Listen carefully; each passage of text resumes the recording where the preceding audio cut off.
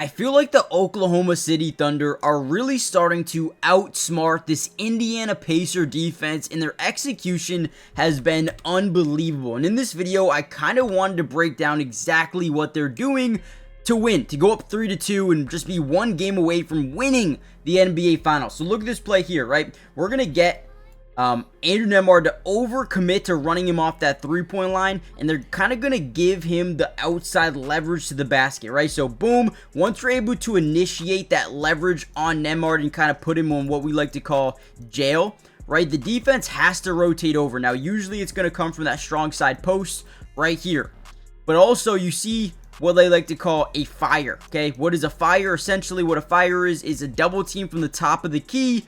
And it's going to come from Pascal Siakam because he can, block some shots at the basket. Boom. Now we have what we like to call putting the defense in a blender. You have an unnecessary triple team down low, and what that does is put Bennedict Mathurin in a position where he's got to cover point A and point B as well. So look at the court mapping ability here by SGA to drive in, draw three, kick out to Lou Dort. Mathurin goes over to point A, and now we just kick it over to point B in Jalen Williams, and there's no rotation. Right here, Tony Bradley should be rotating to the opposite side, but doesn't want to leave Andrew Nembhard on a mismatch, and Jalen Williams ultimately hits a wide open three, and the only thing that they do is drive, draw three, which you don't see too often, drawing three defenders on one. You don't see too often, but look at the execution here. Bad rotation. It's just beautiful what they just did here, man. We're going to break down a ton of film. Let me know what you guys think, and let's dive in. Here we go. Another big time play. So what they're going to do is come up and set a screen to the left side, okay? Now, you're going to see right here, right? This guy is communicating with his guy saying, screen left, screen left, screen left. So what happens there? He overcommits to getting over that screen, even though it's not even there yet, right? So now they get all the leverage on this side, and now the initial defender over here is not playing this side of the floor either. So now they get a free lane to the basket here. And now what does this create, guys? A blender. We're creating a double team because not only is he going to be playing behind, but now you need rotation over. So let's watch this play as it develops. Once again, drives into the lane. We create a fire, a guy from the top side getting over to SGA. But now we have this guy rotating down low because we got a guy in that dunker spot and a guy in the corner. So now, again, we have the number game. We kick out to the corner, wide open three, and they drain it. Again, the execution of this game, right? I mean, perfect. It is just so... They're outsmarting the Pacers. Getting them to prematurely rotate over from a screen that never even happens to leaving a guy wide open in the corner. That's two back-to-back wide open threes in the fourth quarter for the Thunder. Another big time play here. Now, essentially doing the same thing. It's a little bit tougher because they're playing so high now and the screen's already set. So what we want to do is we want to come off this thing and then spin back this way. See if we can get this guy to overcommit getting over that screen. This guy's already playing that side. Let's see if we can put the defense in a blender once again. Boom. Great job here. And once again, what do we get? We get leverage to the basket. And then we have a guy in the corner that can shoot threes in Alex Caruso. You guys can't see him, but he's there. And look at this. Once we see Obi Toppin kind of rotate back over to that corner, now we have a matchup that we like versus Andrew Nembhard, who's not the best shot blocker. He's not a good paint defender at all. And look at this. Boom. Body contact, floater off the glass, up and good. Jalen Williams last night was unbelievable. It was unbelievable, man. He did everything right. And again, even if you didn't like this shot, we had a backdoor cut to the basket here with Lou Dort. Just had the matchups. We had everything. Great job by the Thunder, man. And we saw some really good defense last night as well from SGA and the rest of these guys, Cason Wallace, right? Look at this play here as he's driving into the lane.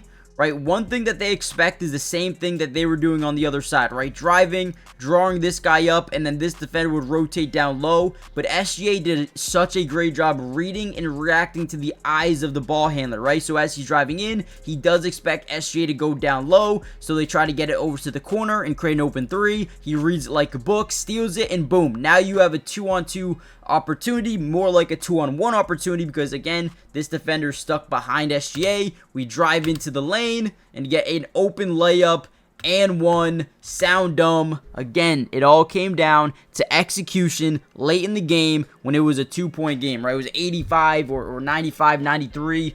Amazing, right? Really quickly, before we deep dive any further into this breakdown, do me a big favor, guys. Hit the like button if you want more Thunder videos throughout the rest of this year's NBA Finals. Could just be one more game.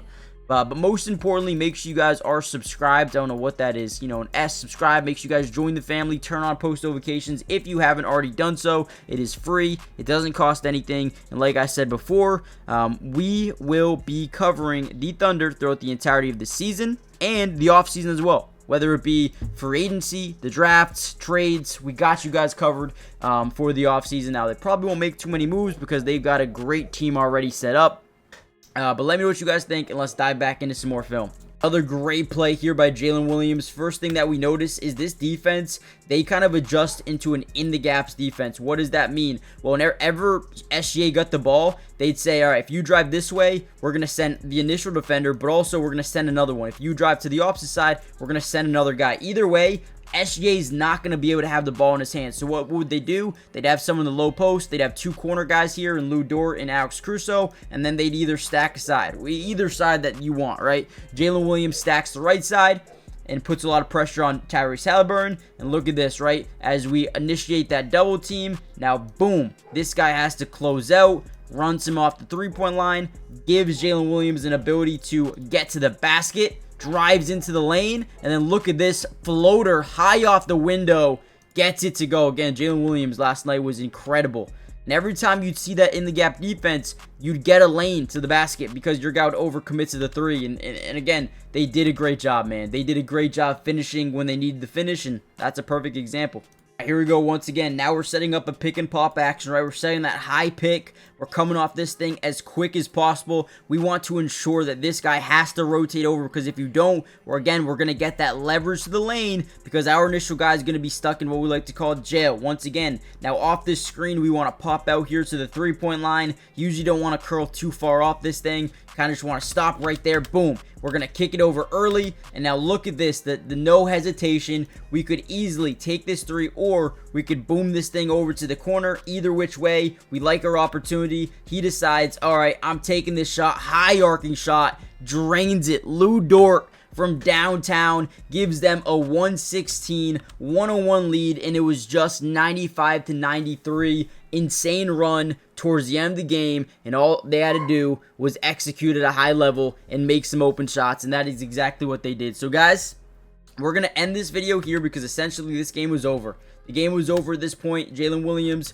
another fadeaway mid-range, nail in the coffin, game over, going to game 6, 3-2. They've got a chance to win this thing, man. Let me know what you guys think. Hit the like button, subscribe, and I'll see you in part 2. Peace.